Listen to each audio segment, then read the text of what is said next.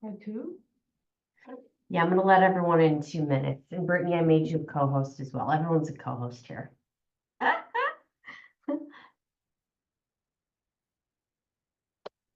We have 20, almost 20 people in the waiting room. Not bad.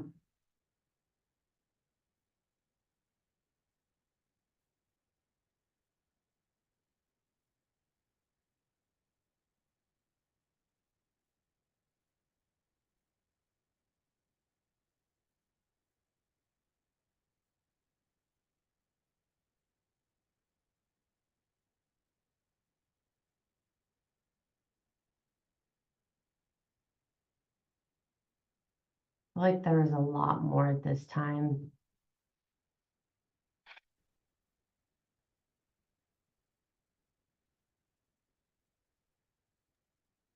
I bet a lot of people went to the last one.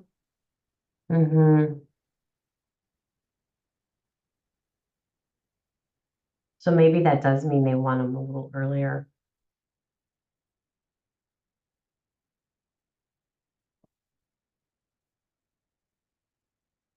Hmm.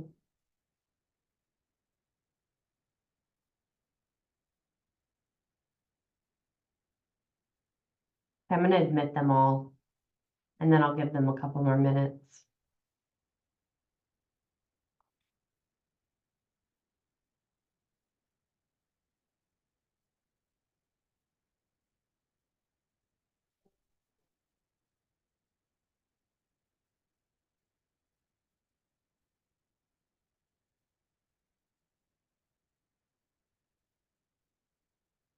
Welcome, everyone. We're gonna get started here in about 1 to 2 minutes. We're just letting more participants in.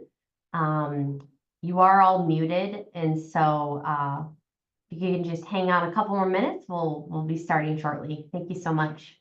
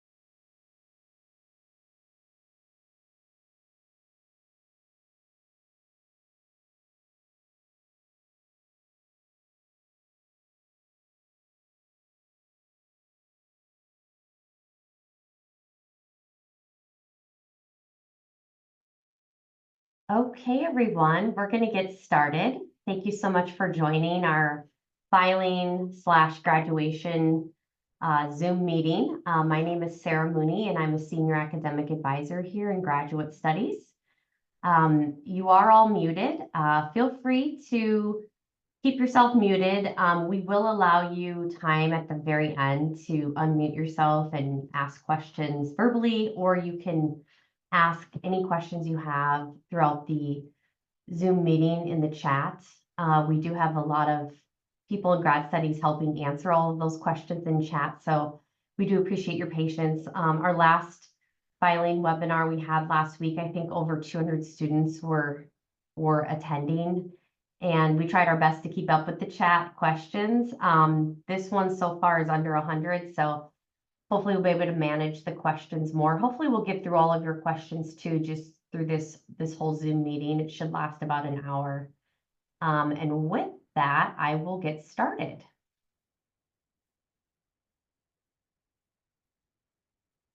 So here is our opening slide. It's filing your thesis or dissertation, and we are in the month of March 2024.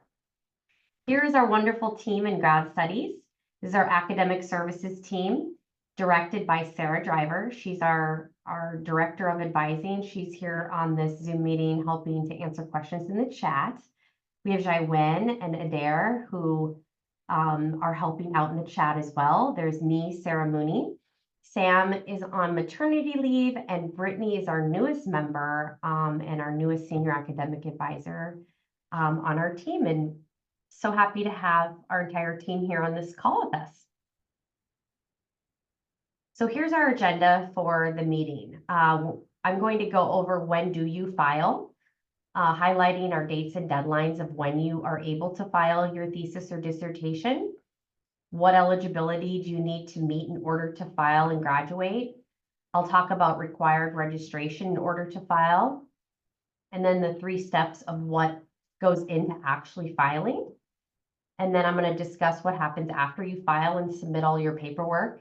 I'll also be going over commencement, our bell ringing ceremony option, and then of course we'll open it up to question and answers from you all as well.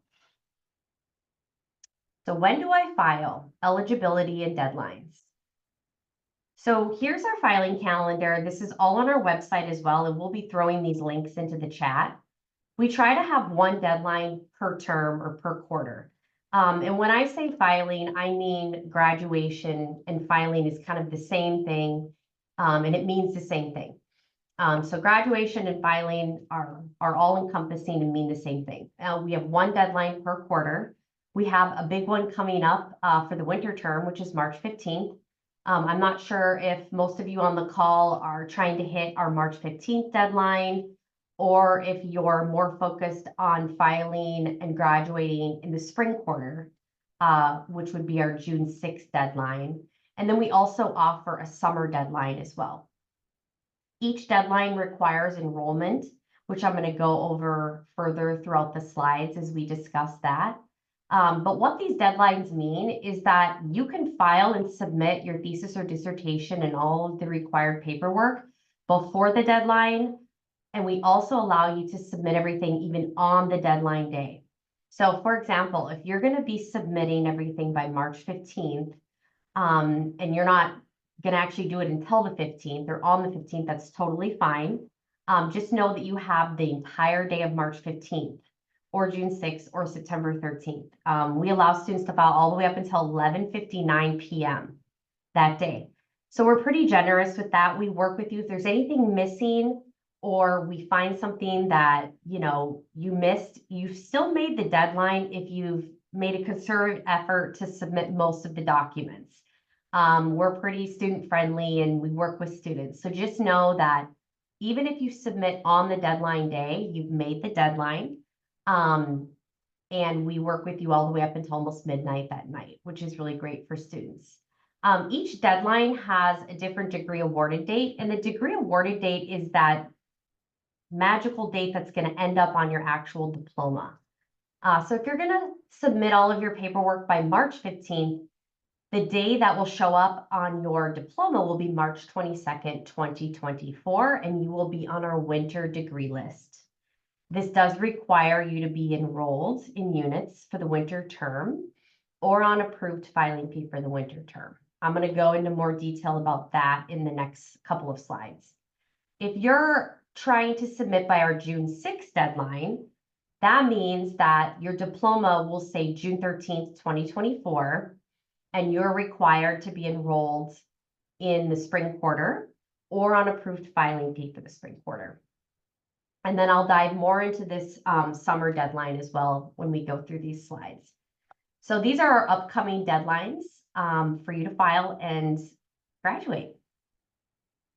So let me just move my little thing over so I can see. So this slide talks about filing, graduation, and eligibility. So there are some things that we have to go through to check off to make sure that you are eligible to actually graduate and file all of the required paperwork. One of the first things we look at is we make sure that every single student that wants to submit their thesis or dissertation has already advanced to candidacy. In our student records, it will show if you've advanced to candidacy. You should know if you've advanced to candidacy. It was a form that you filled out and it listed the committee members that were on your thesis committee or your dissertation committee. and we approved that, and there was a fee attached to that candidacy form. I think the thesis one is $55 and the PhD is 55, I think, or 92. I can't remember off the top of my head. But if you're not sure if you've advanced to candidacy, you can always check with us. You can talk to your program coordinator as well. You can also meet with us one-on-one. And so this is definitely a requirement that you have to fulfill prior to submitting your thesis and dissertation to us. And we verify that information as well. Another really important eligibility requirement for you is to make sure that you're an active student in the term that you want to file and graduate.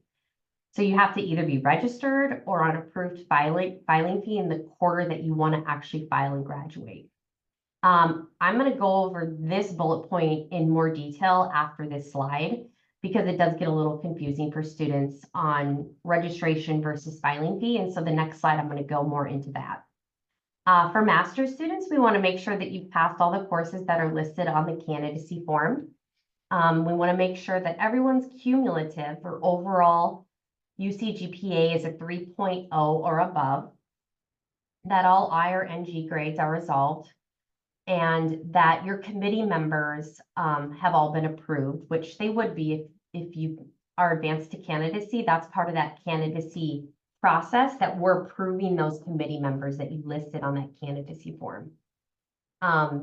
Doctoral students in a plan A or C candidacy program must have defended successfully as well at the end. We'll talk more about that in a little bit. Some responsibilities that you have as a student is you want to make sure that you give your committee enough time to read and comment on your final draft of your thesis or dissertation, at least 4 weeks. They do require, and they are supposed to have at least 4 weeks to turn back any final edits to you. It's really important to communicate a clear timeline of when you want to submit your thesis and dissertation to us to graduate. You want to make sure that you're transparent and communicative with your entire committee so that they understand their role and their deadlines to accommodate your deadlines to file and graduate. One thing that we do find from time to time with students is if you meet with me one-on-one or any of us through Zoom or in person, we're going to make sure that the committee listed on your candidacy form is still the same committee today. Sometimes students' committee members have changed. If that's the case, we just want to make sure that we have a reconstitution that's approved by us.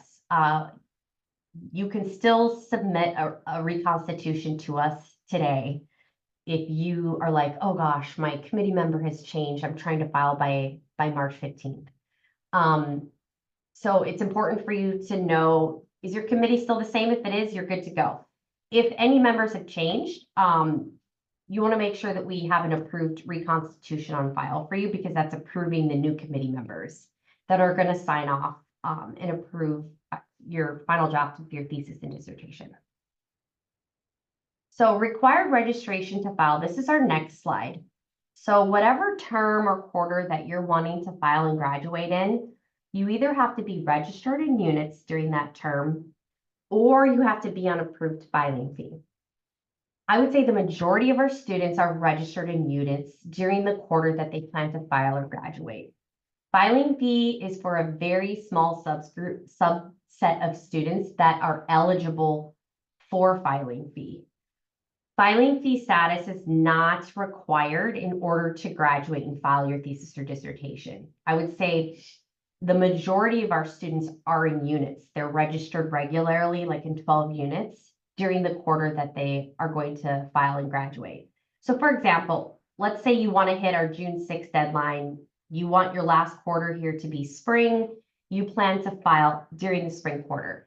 That means that you have to be registered in units during the spring quarter, and that allows you to file before or on June 6th.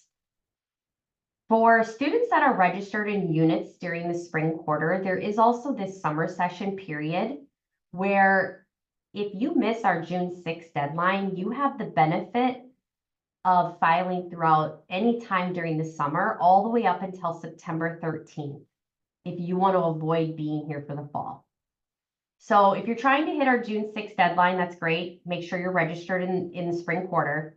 If you can't make the June 6th deadline, that's okay. You still have the entire summer to file. As long as you are registered in units for the spring, you have the ability to file anytime throughout the summer, all the way up until September 13th.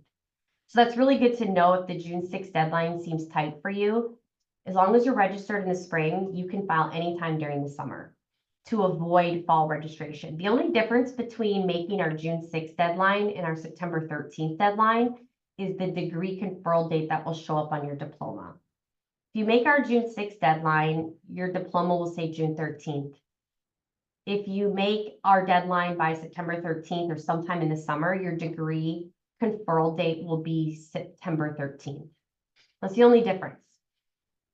If you do not want to be a student here in the fall, make sure you file and submit everything to us no later than September 13th if you're a regular registered student in the spring quarter. So moving on to filing fee, a lot of students get confused and think that they have to be on filing fee in order to file or submit their thesis or dissertation, and that's not true. It's actually for a very small group of our students that are eligible for filing fee. And I think a great example of someone that would be eligible for filing fee, I'll use this example of, let's say you were trying to make our March 15th deadline in the winter, and you just couldn't make the 15th. But the end of March, you've basically written your entire dissertation or thesis. You have no more writing, no more research to do. That would be a good case for you to try to be on filing fee maybe for the spring quarter. The hard thing about filing fee is that application for filing fee is due to us by the first day of instruction for the quarter that you want to file or graduate. So if you want to try to hit the filing fee status where you're on approved filing fee for the spring quarter, that application needs to be into us no later than April 1st. And it does require all of the signatures from your committee members to sign off on that filing fee application. That costs $192. Every committee member needs to sign off on that before April 1st, because that's when it's due to us, verifying that you're done with all of the writing for your thesis dissertation. No more research, no more writing. You're just gathering basically all of the paperwork to file and be done. And so this is like a small subset of students that qualify for filing fee every quarter. You have to submit a draft of your completed thesis and dissertation to make sure that you're showing us that you are done, and then the signatures from all your committee members. If you are on approved filing fee, you have to submit your thesis or dissertation by June 6th. This is a very strict, hard deadline. You won't have that ability to still file throughout the summer as our regular registered students will. And so if you are on filing fee for winter, you have to submit by March 15th. If you plan to be on filing fee or you're trying to be on filing fee for spring, you'll have to submit by June 6th, 100%. And so I hope that explains the difference between a registered student and then filing fee as well. And we can answer questions at the end if you have more specific questions, or just throw them in the chat. So how do I file? What does the filing process look like? The main thing that you need to remember is that there's 3 steps to complete in order for you to file. There's the upload of your thesis and dissertation to ProQuest ETD, which I'll go over more in later slides. There's paperwork that you have to upload into Box, which I'm going to go over as well. And the 3rd step is we need to receive your signed title page. The order of these 3 steps doesn't matter. There's no order of how you're going to complete and check off these 3 steps. You just need to make sure that all 3 are done by the deadline that you're trying to make. And I'll go over each of these steps separately in future slides, but there's 3 steps that you have to complete in order to file and graduate. So let's talk about the paperwork first. The signed title page is hands down the most important document that we need from students. This is signed off by all of your committee members telling us that you're done and that your thesis and dissertation is wrapped up. So the signed title page is the most important document that we as grad studies need from you. I'm going to go over these other documents through our website because I think it's easier to look at versus this list. But let's talk about the title page first, because I mentioned it's the most important document that we need from students. And this is a template of what your title page should look like. So we provided this template on our website. You're gonna make two templates, two title pages, one to be signed and one that's not signed. And this is what it looks like. And if you follow our template, you'll be fine. You're gonna be putting in the title of your dissertation here at the top. You're gonna put in your name in all caps, then the word dissertation if you're a PhD student, the word thesis if you're a master's. You're gonna follow this down and input your information.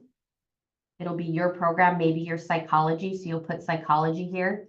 You'll keep all of this the same, and then you're gonna type in the names of your members beneath each line. And then above the line, that's where they're gonna sign their name to verify that you're done. They can sign with a pen or they can sign digitally, it doesn't matter. But you're gonna help orchestrate and make sure that all these signatures are here on this signed title page that will get emailed to us. The signed title page, as I mentioned before, is the most important document. It can be signed off by all of your committee members that are listed on your candidacy. And this is the only document that cannot be submitted from you, the student.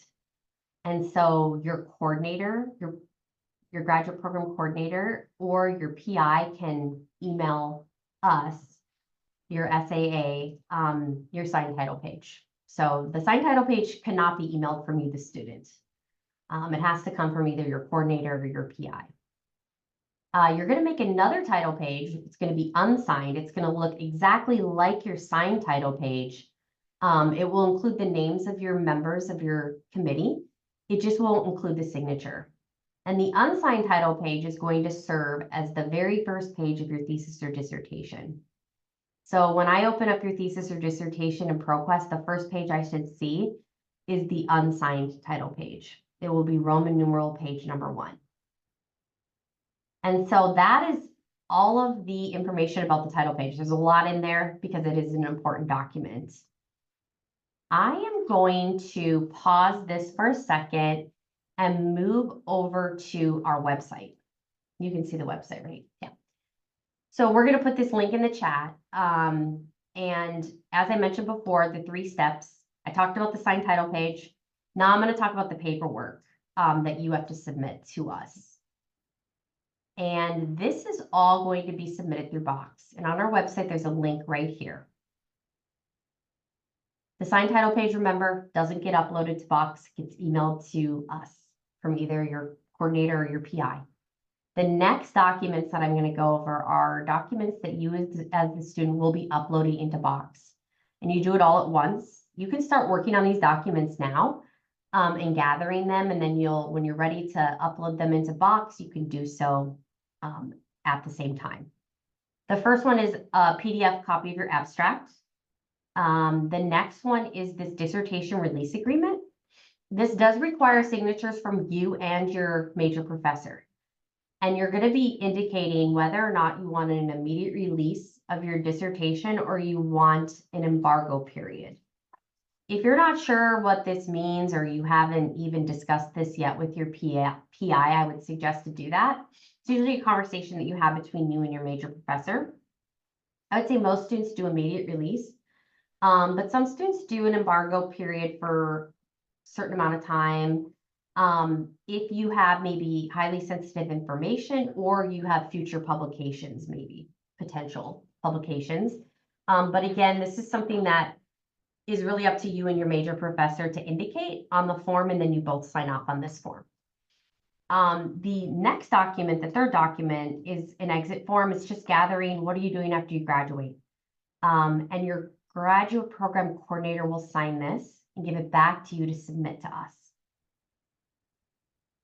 For all the thesis students, up until the graduate program exit form, these are the only forms that you need to submit as a thesis student, which is the signed title page, the abstract, the dissertation release agreement, and the graduate program exit form. The rest of the documents that I'm going to mention only pertain to our PhD students. So if you're a doctoral student, you still have more documents to submit. You have to take a graduate studies exit survey. And at the end of that survey, you're going to get a 4-digit code. And so you'll want to take a screenshot of that 4-digit code to upload into Box to show proof that you completed our survey. We want to find out about how your experience was here at UC Davis as a graduate student. The next survey you're required to take is the National Sciences Foundation survey. And at the end, you do get a certificate of completion that you have to upload into Box. The next documents I would say are not really general documents that we need from most of our students. Most of our students are Plan B. But if you are a Plan A or a Plan C, you do have to submit an extra report that verifies that you passed your final exam or defense and signed off by your committee. If you're not sure if you're a Plan A or a Plan C, on our website, if you go to your program landing page, it will tell you. You can also verify with us or your coordinator on what plan you are. Most of our students are Plan Bs though. If you're a Plan B student, you don't have to submit this extra report. And then the last document that I'll go over is the Designated Emphasis Report, the DE. If you have a DE that you're pursuing and that you want to complete, we do require this DE report, and it's signed off by the DE chair, verifying to us that you completed all of the requirements for your designated emphasis. If you don't know what a designated emphasis is, or you don't have one, then nothing that you need to worry about. So these documents, as I mentioned before, and that are listed on our websites, are going to be uploaded into Box. Remember, you can do this on the deadline day, that either the March 15th or the June 6th or the September 13th. The signed title page, remember, gets emailed to us. And then ProQuest, the link is right here. That's ProQuest ETD is where you're going to be uploading your final thesis or dissertation. You could start creating your account for that now. It does ask a lot of questions. And that's where your final thesis or dissertation will end up, which is in ProQuest. And we have access to that, and that's where we'll be able to see your final thesis or dissertation. So these are the 3 steps that you need to complete in order to file or graduate. I'm going to go back to our slideshow. And this is our next slide. So I mentioned the 3 steps on filing. We do have a website on publishing options and copyright. This does tend to get a little confusing when students dive into special, maybe nuanced cases when it comes to publishing or copyright. I feel like our website's pretty extensive. We do refer a lot of students out to Michael Ladish, who does work in the library. He hosts copyright workshops that we have recorded on our website. And he's a great person that you can talk to if you have in-depth questions about this topic. We usually refer students out to Michael, and also your major professor is a great resource for these types of questions as well. And now that you've completed all of those steps where you've submitted your thesis or dissertation to ProQuest, you've uploaded all of the forms into Box, and we have your signed title page, what happens next? This is a pretty manual process. We go one by one in order of receipts, and it's all manual. And so what we do is we look to make sure we have your title page. We go into Box and check out all the forms that you've submitted. If you're missing anything, we'll reach out to you and let you know. And then we actually go into ProQuest and we open up your thesis and dissertation. And at that point, we're just looking for minor formatting edits. So we're not looking for content edits. We're just looking for formatting edits. And the most common edits that we see are students that have the title page, that first page I look at, it usually will include the signatures of your committee members. It should not include the signatures. So it should be the unsigned title page, is the very first page of your thesis and dissertation. Remember, your preliminary pages are going to be numbered Roman numeral page numbering. And then when you hit chapter 1 or your introduction, you're going to flip over to Arabic page numbering. We also see a lot of times where students have blank pages throughout their dissertation or thesis. You'll want to delete those blank pages. And then we're also making sure that everything was in the 1-inch margins.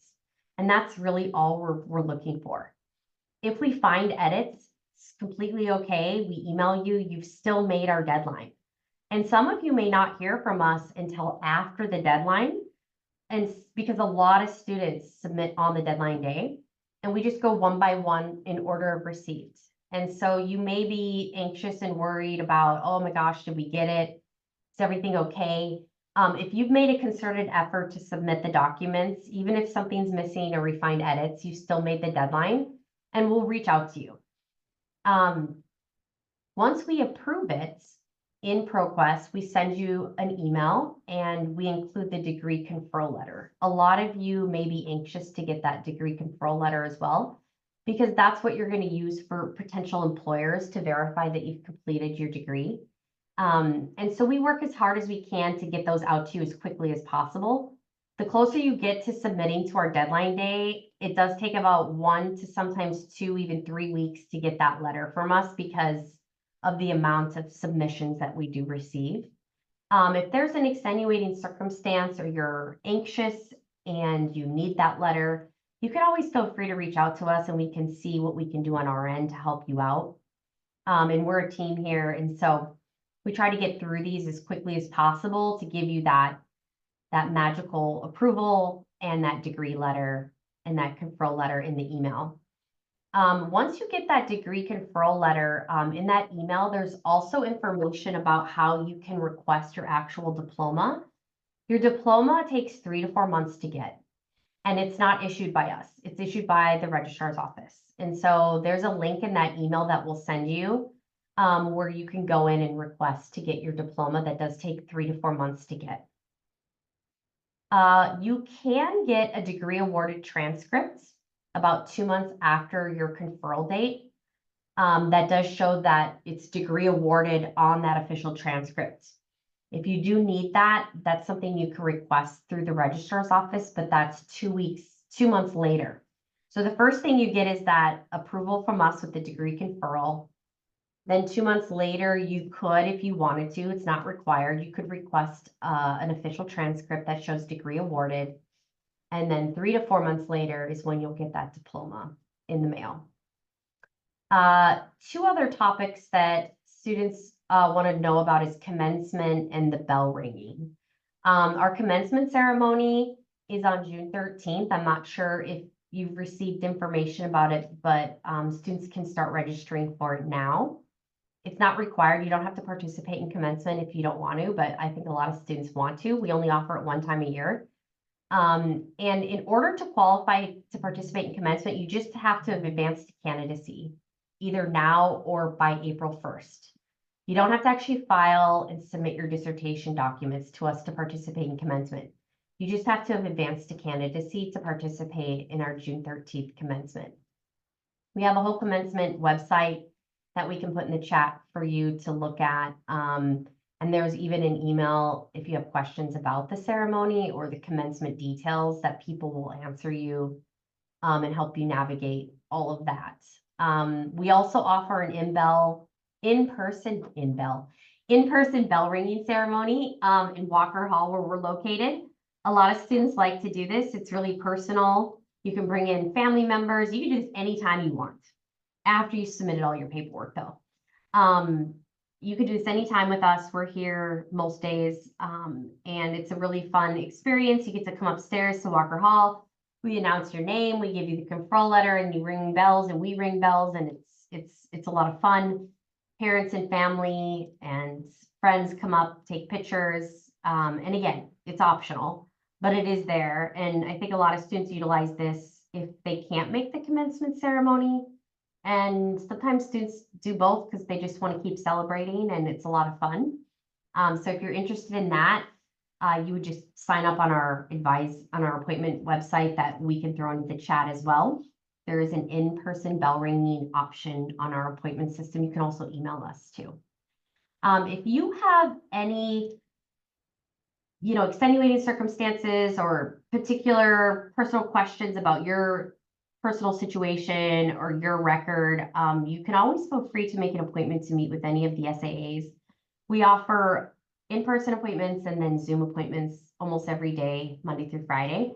And so if there's anything that you want to go over or you want a one-on-one, just feel free to make an appointment or reach out to us through email.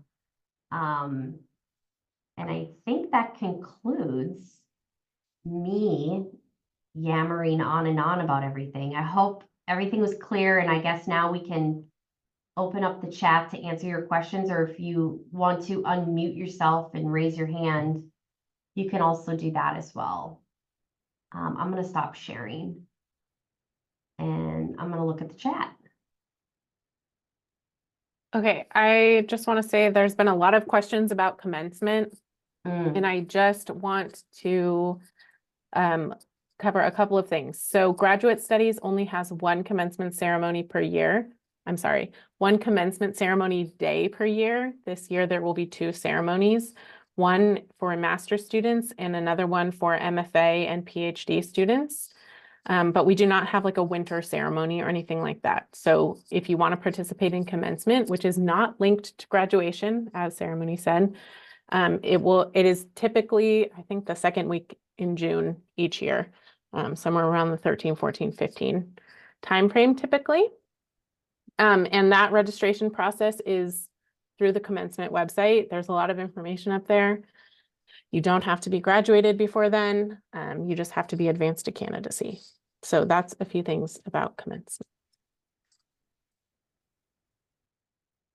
I think the recent chat from Hillel, I would say that you want to drop a course for spring? Oh, okay. How could I drop my spring course if I'm planning to graduate in March? I guess you'd want to make sure that that course isn't required for anything. You could also meet with us one-on-one and we can look over your record and everything, and talk to you about getting on that March degree list. A link deadline for ordering regalia, Sarah. I think that's when you sign up for commencement that will be given out to students on how to get that. I believe so. I'll look on the commencement website and put a link in the chat. I'm trying to get through the chat. If I file my degree in summer, what will my program completion date? Oh, OPT. Is that only the degree? No, I would say that's if you file in the summer, the degree date that will show up on your diploma will be September 13th. But I would say to meet with me. If you can, we can set up a Zoom appointment and I can go over some of those details with you, Sheng Lun. I think everyone has my email address. I'll put it in the chat, but feel free to email me or just make an appointment with me. Especially regarding like the OPT, the international student I can meet with for sure. Is there a chance that some departments have different requirements to walk at commencement? No, right, Sarah? It's only advancing to candidacy. Yeah, they may have their own Oh, okay. celebrations, perhaps. But I don't. Departmental commencement ceremonies. Yeah, celebrations, I think. I don't think that they can stop you from participating in commencement as long as you've advanced to candidacy. And That's then the golden ticket to participate in our commencement on June 13th is advancing to candidacy. And then you have to actually sign up, to participate in commencement, which registration it's open, right, Sarah? Yes. correct. Is the separate graduation ceremony something that graduate students typically attend as well, or mostly commencement? When is that held? For your program? Or the bell ringing, I'm wondering. Oh. I don't know, but our general commencement that's offered once a year, the one coming up on June 13th, I think is really well attended. It's my favorite part of my job is to see all the students graduate. I think a lot of grad students participate. If not, the bell ringing is also very popular, and that's in Walker Hall with us. It's really intimate, small, or I've seen people bring up to 20 family members in Walker Hall to do the bell ringing. The departmental commencement, that depends on each program and department that I'm not really familiar with. You'd have to ask like your internal department if they have separate parties or celebrations. Oh, can I attend the commencement in 2025 but graduate this June? What is in the past? No, Yes, but I don't know what the answer is now. there's a date range and I can't remember Oh, what it is, but there is an email address, yeah. gradcommemcement@ucdavis.edu. I'm gonna put it in the chat. Yeah, And that's the person who runs commencement.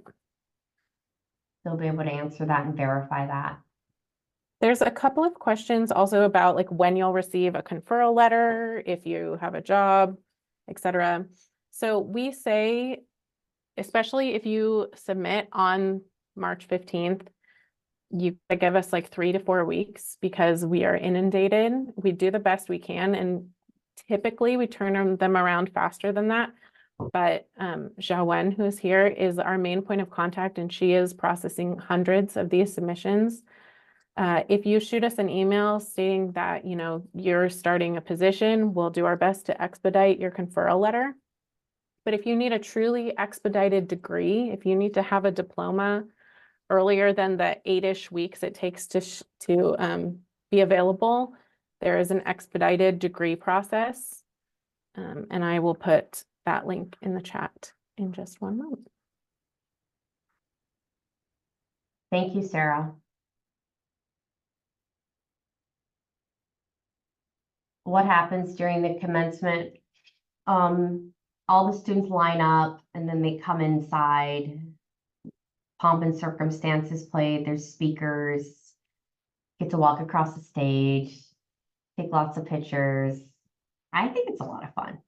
If you're a PhD or an MFA, you'll also get hooded on stage. Yeah. So it's kind of fun.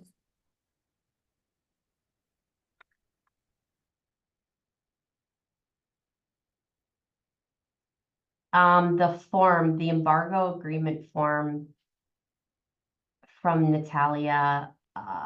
Sorry about the link not working, but we'll put that form in the chat. It is also listed, the embargo thesis release agreement. It is also listed on our website too with the listed paperwork. You do not need a conferral letter to apply for OPT. But that's something you should definitely verify with SISS.